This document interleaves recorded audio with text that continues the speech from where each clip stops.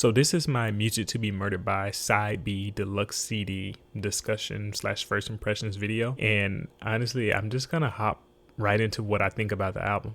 So first of all, this album starts with the intro with the Alfred Hitchcock theme, and then it immediately goes into one of the infamous Skylar Grey features. People always hate on the Skylar Grey features on an Eminem album, but I think they do well together. They create a certain atmosphere because Skylar has a haunting vocal. The Black Magic track is so haunting. That deranged romance track that he is known for making is here. There's always one on every project. The dumbbell bar is crazy in there. And I also like the bar with the Maybelline makeup scheme. He ends it with like, she's all made up.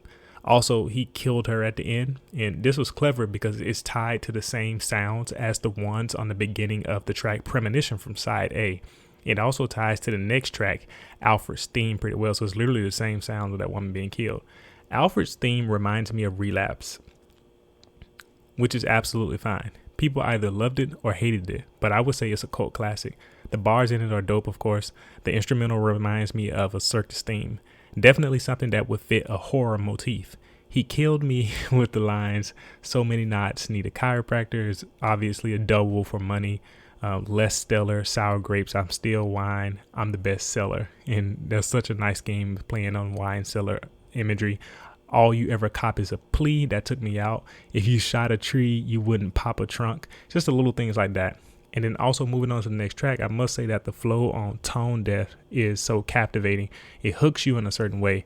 The chorale vocals in the background that come in for a second are nice as well. The hook on this is nice too. And that's going to be a recurring theme here. You're going to hear me say that a lot. Do you actually agree that the hooks are good on this album? I know that was one of the criticisms from the previous project, but I like these a lot. And so this man said pockets on stuffed like a taxidermist. And I don't know how to feel about that. It was funny though. The flow switches on this are nice as well. M sounds like he's just having fun here, and I love to see that. I want to see him make music that he wants to make, and this might be an example of him doing that. I cracked up on the Chris Christopherson to Pissed Offington line. It reminds me of vintage Slim Shady style comedy, which is not my favorite type of content from Eminem, but it felt nostalgic here. The track Book of Rhymes starts off so nice. That triplet flow / trap style cadence is amusing. He really made me laugh with the calculator doesn't count bar. Y'all are flow riders, so I don't have to explain why I'm the ghost rider. He was also continuing that scheme from when he described the motorcycle a couple of lines above. The beat switch was nice here as well.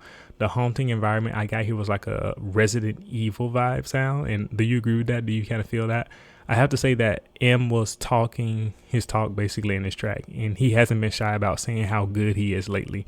DJ Premier on the cuts at the end wowed me, and I wish we heard more. I wanted that to be like the hook similar to the cuts on the Nas Is Like track, you know, the one that DJ Premier produced for Nas.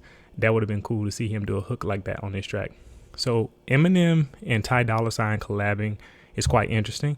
I wasn't expecting it for sure, but I like the combo. The beat is subtle and psychedelic. It takes a background to the vocals, but it also makes you feel in your head. The stroller push me bar was good. I don't know why Ty fits this track so well, but he does. And M also big ups Cole and Weezy on this one. Ultimately, he talks about his relationship with hip hop and with the ultimate acknowledgement that people just can't do it like him. Like I said, he's talking his talk a lot on this album. Now, Guns Blazing was a nice track too, and I need to hear it a few more times. Anytime you get a Dr. Dre appearance, it's something else.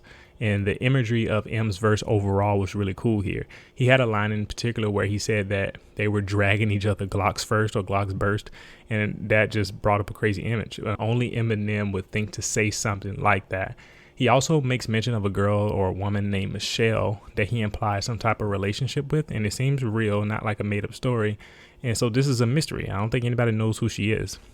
The only single from side B, the song Nat, is up next. The hook is hilarious. They say these bars are like COVID. You get them right off the bat. And basically that killed me. I'm dead after hearing that because basically, you know, the initial thoughts or theories that it came from bats. The Trump Mike Pence, like my pencil scheme was really, really smooth. He just never misses on the Trump Pence bars all the way back to Revival and even that cipher. The verses are so nice here on that as well, so you definitely have to pay attention. And I can't let the song go by without commenting on the Mike Vick scheme with the dogs. Also, the beat switch was insane. I love that, actually, one of my favorite parts of the song. And I can tell M was having fun playing around with showing off his skill in general. And it's just good stuff overall. You got to mention that volume high chair bar as well. And I think I need to mention that the horns in the beat are nicely produced and are sonically pleasing. The next track, Higher, I would say is a nice track overall. He's basically stating how he isn't done yet. He's saying that he has more heights to reach. The rhyming and a couple of the lines kind of caught my attention from how well they were executed. And I'm specifically talking about when he said, technically, I wrote obediently, believing in me. EPMD must have teaching degrees. When you hear that sequence of bars, the rhymes fall on each other so well. And I like the hook on this track too. And I can tell M was really having fun. I told you I would say that a lot. He really had a lot of fun making this track. Now, These Demons might be my favorite track on the album overall. It just sounds really, really good. It just sounds like a well-made song. He's skating on his beat like a figure skater.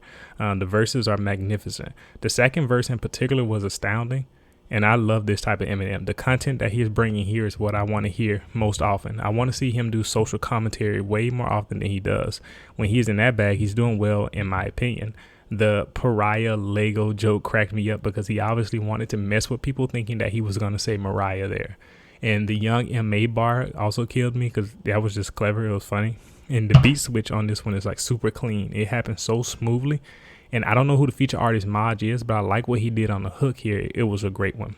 Now, I really like the production on the track She Loves Me. The line, got to get me out of my drawers to spoon doll, was a very clever one. I had fun listening to this one overall. The flex about falling out of the elevator in his home while having sex is only something Eminem would think to write.